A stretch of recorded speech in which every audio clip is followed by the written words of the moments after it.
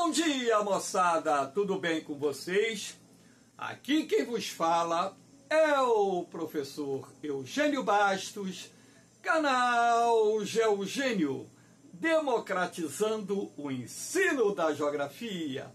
Moçada, vamos fortalecer o canal, se inscreva no canal, dê aquele like, compartilhe o vídeo e ajude o professor Eugênio Bastos a democratizar o ensino da geografia. Moçada, no nosso encontro de hoje eu vou falar sobre o envelhecimento da população chinesa, um tema que tem sido divulgado pela imprensa e que existe uma forte possibilidade do assunto vir ser cobrado nas provas de vestibulares e também no concurso da SpaceX, não só realizados em 2024, assim como aqueles a serem realizados no ano de 2025. Espero que vocês gostem do nosso encontro. Havendo qualquer dúvida, deixe a sua pergunta na parte dos comentários, que eu terei o máximo prazer de respondê-la. Então, nada melhor do que essa imagem retratando pessoas idosas na China, para que nós possamos ilustrar o tema da nossa aula e fazer uma abordagem bem sucinta, direta, objetiva, de maneira que todos vocês possam entender o contexto dessa aula. Então, moçada, nada melhor também do que falar sobre o tema através da demonstração de 4 pirâmides etárias chinesas, 2 das quais já caracterizadas por dados efetivos e 2 procedentes de projeções feitas por demógrafos. Então, por exemplo, em 1980, quando a China tinha uma população de aproximadamente 980 milhões de habitantes, cerca de 51 milhões de habitantes tinham idade igual ou superior a 65 anos. Então, a população idosa chinesa com idade igual ou superior a 65 anos correspondia, naquela época, aproximadamente 5% da população do país. Portanto, um percentual que a gente pode considerar baixo, mediante, claro, aos países que possuem populações mais envelhecidas. E você pode perceber aqui o formato da pirâmide etária chinesa, né, que tinha uma base mais triangular e um topo bem estreito, numa época em que também a expectativa de vida na China era muito menor do que a expectativa de vida atual, razão pela qual o percentual de idosos no país era menor. No ano de 2020, a população chinesa atingiu a marca de 1.390 bilhões de habitantes, dentre os quais cerca de 166 milhões de chineses tinham idade igual ou superior a 65 anos, correspondendo aqui 12% da população absoluta, ou seja, percentualmente falando, o número de idosos mais do que duplicou nesse intervalo de 40 anos. Eu estou falando, duplicou a nível de percentual em relação à população total, tá? Então, na verdade, também nós temos aqui, nesse caso, a população chinesa em números absolutos, o número de idosos mais do que triplicou. Aí, em termos absolutos, o número de idosos mais do que triplicou, claro que já é um reflexo do aumento da expectativa de vida no país, que traz como consequência o aumento do percentual de pessoas idosas. Isso acontece em qualquer país do mundo onde a taxa de mortalidade diminui e as condições de vida para a população ou parte da população melhoram gradativamente. Aqui nós temos mais duas pirâmides. A projeção para 2060. Eu chamo a atenção de vocês que, de acordo com as projeções feitas, a população chinesa será de 1.210 bilhões de habitantes, aproximadamente isso. Lembrando que a China já se encontra na trajetória do crescimento negativo, inclusive em 2022 a população chinesa diminuiu um pouco mais de 850 mil habitantes. Em 2023 a população chinesa diminuiu mais de 2 milhões de habitantes. Então a China nesse momento já se encontra com a transição demográfica concluída e ingressou naquilo que eu considero a quinta fase da transição demográfica, a fase do crescimento negativo. Então, a China já está no seleto grupo de países onde a população, nesse exato momento, está em declínio, porque a taxa de natalidade se encontra abaixo da taxa de mortalidade, razão pela qual as projeções feitas para o futuro indicam um decréscimo da população total do país e como também a expectativa de vida nesse período de 2020 a 2060 continua aumentando, a expectativa de vida na China hoje é pouco superior a 78 anos.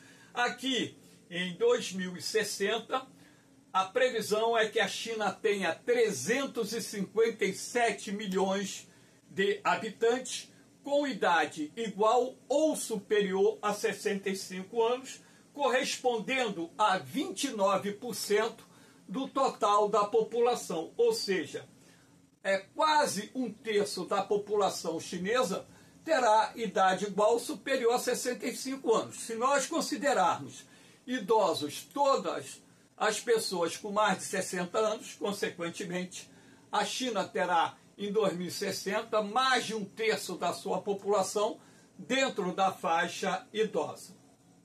Repare a projeção para o ano de 2100.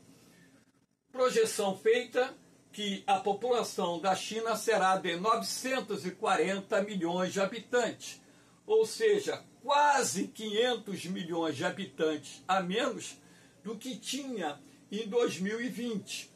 E repare que a população projetada com idade igual ou superior a 65 anos será de 266 milhões, lembrando que projeções, elas nem sempre acertam, né? Mas é uma forma de nós termos um embasamento para avaliarmos o que poderá acontecer com a demografia de determinados países no futuro. E repare que aqui a parcela da população com mais de 65 anos irá corresponder, de acordo com as projeções, 28%.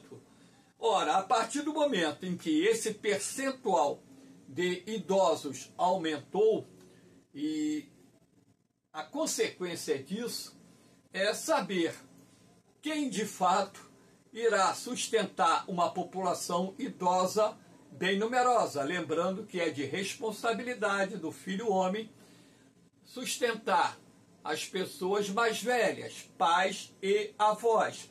Sendo assim, a partir do momento em que essa população envelhece e, consequentemente, o número de filhos por casal diminui, teremos ou não problemas no futuro para essa população idosa na China. Eu acredito até que o governo chinês venha dar uma seguridade social às pessoas idosas, senão nós teremos sérios problemas sociais envolvendo a população da terceira idade naquele país. Lembrando também que a China é, na atualidade, uma das economias mais ricas do mundo, tem o segundo PIB do mundo E até a metade desse século, acredito eu, que até a metade até a próxima década de 2030, a China já deverá ser a maior economia do mundo.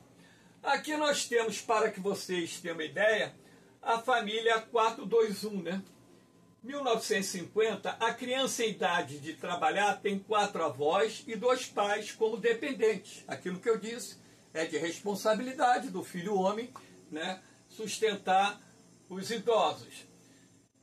Somente filhos de pais que possuem filhos únicos. Naquela época, 1950, ainda não estava vigorando a lei do filho único, portanto, mas já existiam casais naquela época que só tinham um filho. Isso é normal em qualquer parte do mundo.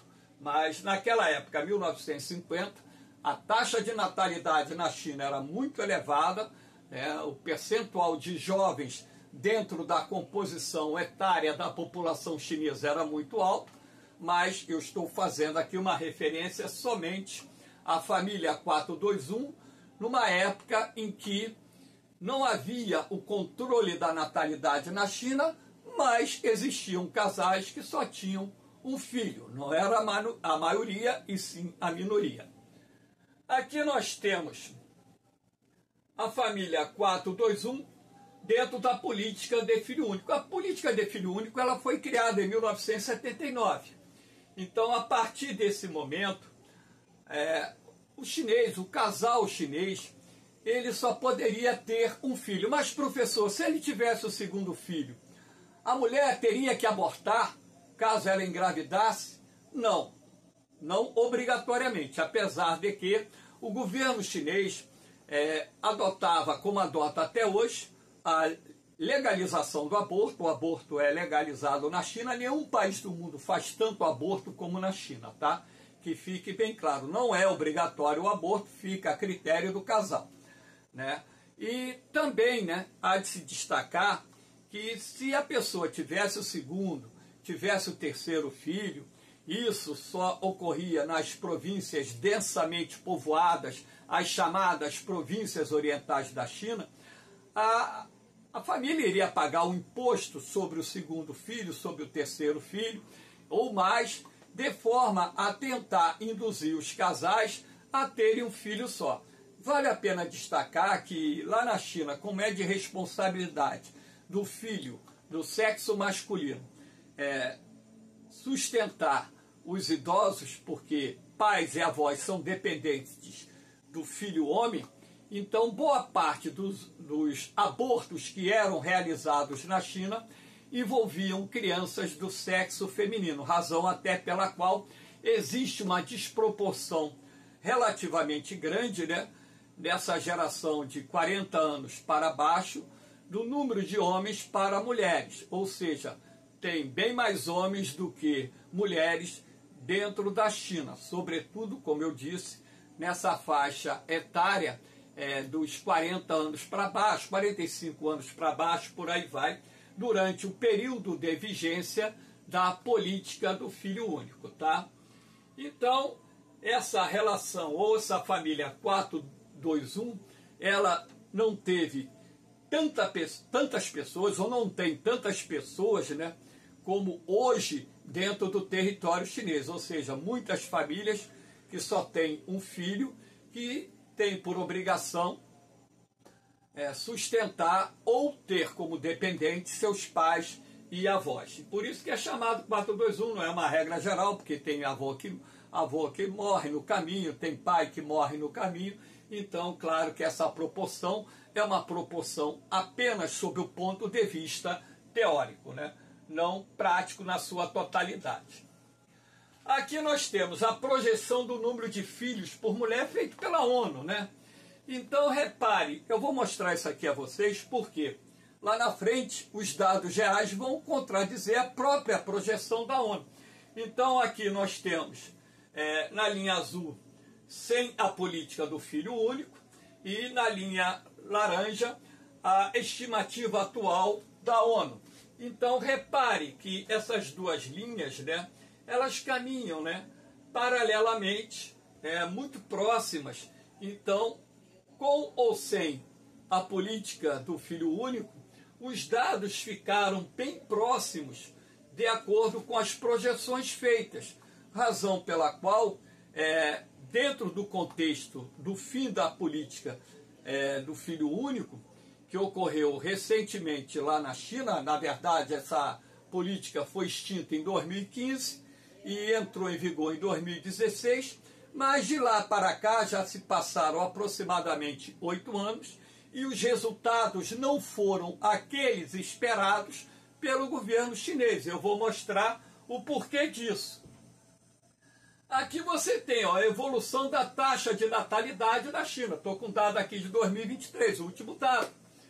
Então aqui você tem, porque a taxa de natalidade ela está intimamente ligada à taxa de fecundidade, apesar de serem metodologias diferentes de cálculo, mas é um indicativo que você evolui, ou você utiliza, perdão, para avaliar o comportamento do crescimento da população de qualquer país do mundo.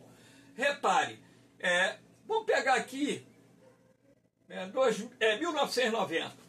Então, para cada 1.000 chineses, a taxa de natalidade, numa época em que estava em vigência a política do filho único, você tinha 21,06 crianças nascidas para cada 1.000 chineses existentes. Repare que em 2000, dentro da vigência da política de filho único, caiu para 14,03, ok? Está na vigência da política de filho único. 2010 caiu mais um pouco para 11,9. 2016, repare que houve uma ligeira subida. Foi aquele período do fim da política do filho único. Então, nós tivemos um ligeiro aumento da taxa de natalidade na China, que passou para 12,95. Mas de 2016 para cá, olha o que está acontecendo. Em 2023, a taxa de natalidade foi a metade da taxa de natalidade de 2016. Isso quer dizer que a política do filho único, ela funcionou, conteve o crescimento, a explosão demográfica na China, mas o fim da política do filho único, ela só trouxe um acréscimo da taxa de natalidade num curto período. E essa taxa voltou a cair porque existe essa tendência que ocorre em vários países do mundo, em que os novos casais, independentemente do país ter ou não política de controle da natalidade, não quererem ter mais filhos, ou quando tem no máximo 1 ou 2 filhos. Não passa disso. É muito difícil hoje um casal ter o 3º filho. Agora, um detalhe. A China flexibilizou mais ainda. Hoje, o casal chinês ele pode ter 3 filhos sem problema nenhum. E mesmo com o aumento da liberação do governo chinês no que diz respeito ao número de filhos por casal, o resultado está abaixo daquilo que o governo chinês queria. Porque, na verdade, o que preocupa mais o governo da China além do envelhecimento da população, é a diminuição da população absoluta, a queda da oferta de trabalhadores no mercado de trabalho, a queda da arrecadação de tributos, e isso tudo poderá comprometer o próprio crescimento, o desenvolvimento econômico da China no futuro, assim como vem acontecendo, por exemplo, no Japão, que é um país que já está nessa trajetória de crescimento negativo da sua população há vários anos. Olha aqui um outro dado bastante interessante.